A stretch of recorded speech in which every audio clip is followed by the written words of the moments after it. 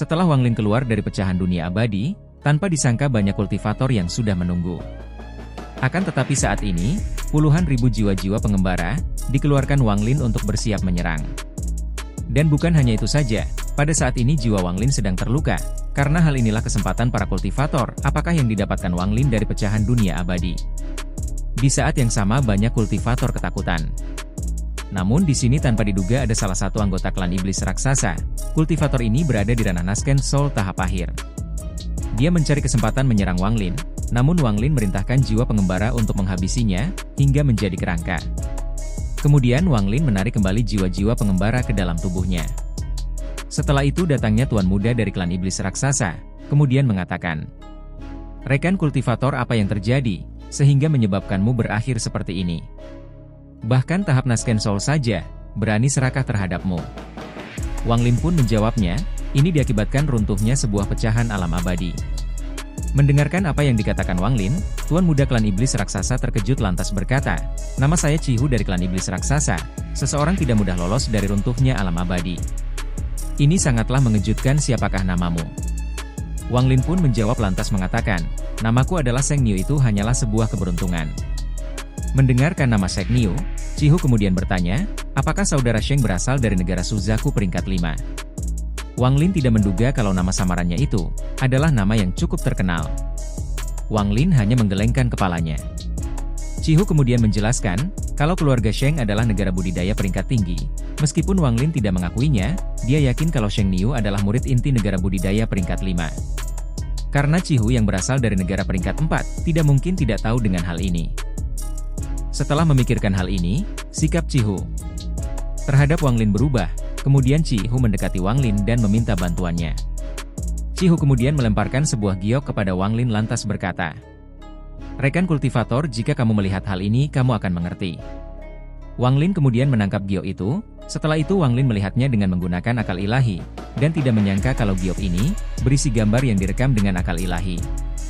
Ini adalah pemandangan yang sangat indah, yang dipenuhi rumput hijau dan air jernih. Di genangan air yang mengambang terdapat sebuah peti mati dan batu giok. Ada 3 pedang surgawi yang sangatlah mirip dengan apa yang ditemukan Wang Lin di kerangka pecahan dunia abadi. Sementara itu ada sebuah tumbuhan yang mengapung di atas kolam. Hal itu jelas bukanlah tanaman biasa. Setelah itu Wang Lin pun mengatakan, ini sudah terjadi bertahun-tahun yang lalu, mungkinkah sudah ditemukan oleh seseorang? Mendengarkan apa yang dikatakan Wang Lin, Cihu pun kemudian menjawabnya, "Saudara Sheng, tempat ini belum ditemukan siapapun, namun saat ini saya tidak bisa memberitahumu alasannya." Wang Lin kemudian berpikir sejenak dan berkata, "Saya yakin untuk memasuki tempat ini akan sangat sulit bagi kita berdua." Cihu pun kembali menjawabnya, "Memasuki tempat ini memanglah sangat sulit, kalau hanya kita berdua, akan tetapi saya telah meminta bantuan orang lain. Saya yakin jika kita bertiga, ada kemungkinan besar kita bisa sampai di sana." Di sini Wang Lin langsung menolak ajakannya, dan memilih berpikir beberapa waktu. Namun Cihu menunggu selama 1 bulan untuk bertemu lagi di sini. Akan tetapi jika Wang Lin tidak datang, maka Wang Lin menolak ajakannya. Setelah itu Cihu kemudian memberi lagi sepotong batu giok kepada Wang Lin. Wang Lin kemudian menerima batu giok itu. Dan tanpa disangka batu giok ini mirip dengan punya sekte pedang, yang digunakan untuk berteleportasi. Namun giok yang dimiliki sekte pedang, hanya memiliki 1 pecahan surgawi. Cihu kemudian menjelaskan, ketika Wang Lin memasuki pusaran, barulah Wang Lin mengaktifkan giok ini. Setelah itu memilih tempat yang tepat untuk berteleportasi. Pada saat yang sama, Cihu menunjukkan tempat lokasinya untuk bertemu lagi. Setelah itu Cihu berpamitan pergi melalui pusaran giok. Setelah kepergian Cihu, Wang Lin kemudian duduk bersila, sambil memejamkan matanya, kemudian Wang Lin mengeluarkan bendera larangan. Jiwa asalnya keluar, Wang Lin mengungkapkan ekspresi yang menyakitkan, sebuah batu giok yang keluar berukuran kecil dipaksa keluar.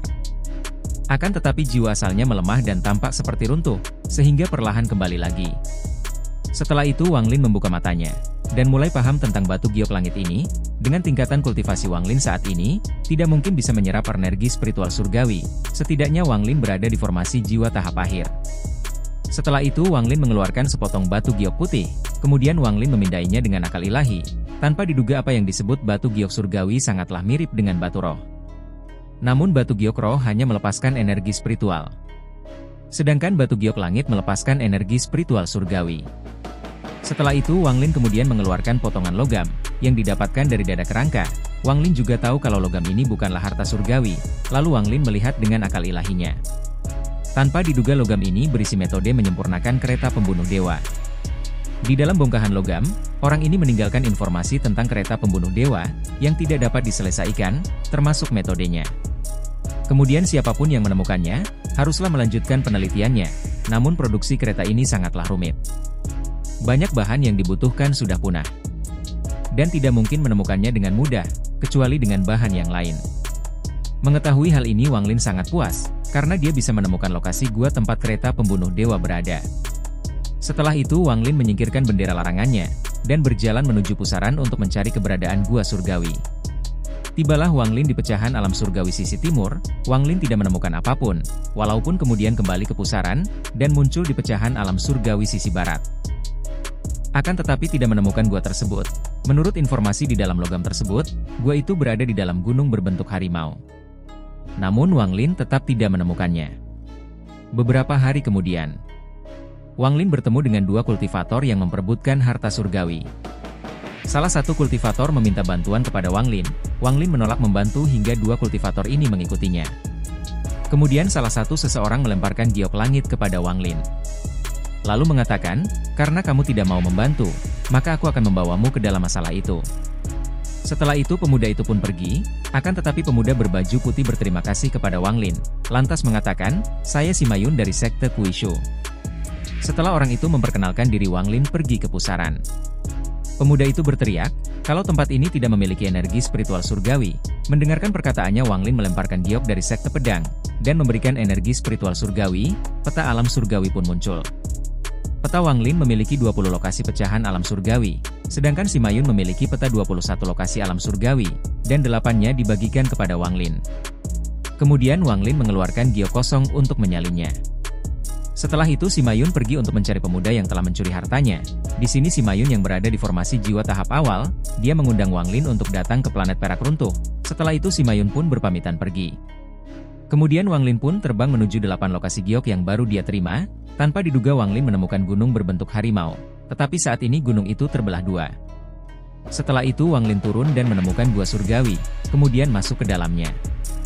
Di dalamnya ada bekas teknik pendaratan, namun itu sudah hancur bertahun-tahun yang lalu. Di kedalaman gua ini ada 10 ruang tetapi 9 ruang kosong. Namun ruang yang ke-10 belum ditemukan Wang Lin. Karena lokasi tersebut tempat kereta pembunuh dewa berada.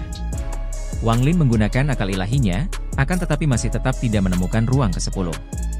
Saat Wang Lin menyelusuri gua ini, tidak diduga terjadi guncangan yang sangat lama. Setelah guncangan itu berhenti, muncul salah satu dinding bercahaya berwarna ungu. Sosok itu membentuk sebuah segel, dan menunjuk ke arah pintu. Nah, tempat ini adalah ruang yang ke-10. Wang Lin kemudian memasukinya dan menemukan 3 kereta pembunuh dewa, yang dijaga 3 jiwa binatang buas. Nah, di sini juga Wang Lin mencari ingatan Dewa Tusi, akan tetapi dia tidak menemukan apapun. Kemudian 3 jiwa binatang buas itu menyerang Wang Lin. Setelah itu Wang Lin menyegel binatang buas dan kereta pembunuh dewa, dengan 100 cincin. Setelah Wang Lin menyegelnya, kereta pembunuh dewa berubah menjadi kecil. Namun jika Wang Lin ingin menggunakannya, Wang Lin harus menaklukkan jiwa binatang buas, dan menggunakan batu roh. Kemudian yang tersisa hanya kereta kecil dengan jiwa binatang buas yang kecil. Di sini Wang Lin menyegelnya juga. Setelah berhasil menemukan apa yang dicarinya, Wang Lin kembali dan menerima tawaran Cihu. Kita kembali kepada seorang pria parubaya, yang dimana dia mengumpulkan batu giok surgawi, agar tubuh istrinya yang mati, bisa bertahan selama 1000 tahun. Pria parubaya ini berasal dari Suzaku. Kemudian pria parubaya itu membawa istrinya yang bernama Ting Er, memasuki gua yang pernah ditemuinya, selama masih hidup. Di sana adalah tempat sebuah kenangan percintaan mereka, ketika istrinya masih hidup, namun saat ini takdir berkata lain. Kita kembali lagi kepada Wang Lin, yang dimana saat ini sedang menuju lokasi Cihu berada. Cihu yang saat ini sedang menunggu Wang Lin, dan salah satu rekannya, tiba-tiba saja muncul seseorang dari pusaran, tanpa diduga kalau orang itu ternyata Hongde, yang memiliki konflik dengan Wang Lin. Melihat kedatangan Hongde, Cihu kemudian berkata, rekan kultivator Hongde, akhirnya kamu tiba. Hongde dengan dingin berkata, jika apa yang dikatakan kamu tidak benar, maka aku tidak akan membiarkannya begitu saja. Mendengarkan perkataan arogan Hongde, Cihu kemudian menjawabnya. Nona Hongde, aku tidak akan menyembunyikan apapun lagi, kalau giok itu dibuat oleh leluhur klan iblis raksasa Ku, yang bernama 11 Zhu. Hongdae merenung sejenak kemudian mengatakan, si Zhu kalau tidak salah adalah senior dari gurunya, dan mereka memiliki beberapa hubungan baik. Lagi pula ada dua klan Suzaku yang bukan berasal dari planet ini, klan iblis raksasa dan Suyu. Bisa dikatakan, kalau kedua klan ini bersekutu. Karena informasi ini berasal dari si Zhu, maka aku percaya padamu, akan tetapi saya tidak ingin harta apapun, selain batu giok itu dan peti mati. Mendengarkan apa yang dikatakan Hongdae, Chihu kemudian mengatakan, masalah ini tidak mudah diputuskan, kita memiliki salah satu anggota lagi yang akan bergabung. Hongdae pun bertanya siapakah orang ini. Chihu kemudian menjawabnya, orang ini bernama Sheng Niu, dia sama denganmu berasal dari Suzaku juga. Tak berlangsung lama Wang Lin pun tiba, di formasi yang telah ditentukan. Namun saat Hongdae melihat kalau yang datang itu Wang Lin, Hongdae langsung menyerangnya, dan di sini terjadilah pertarungan.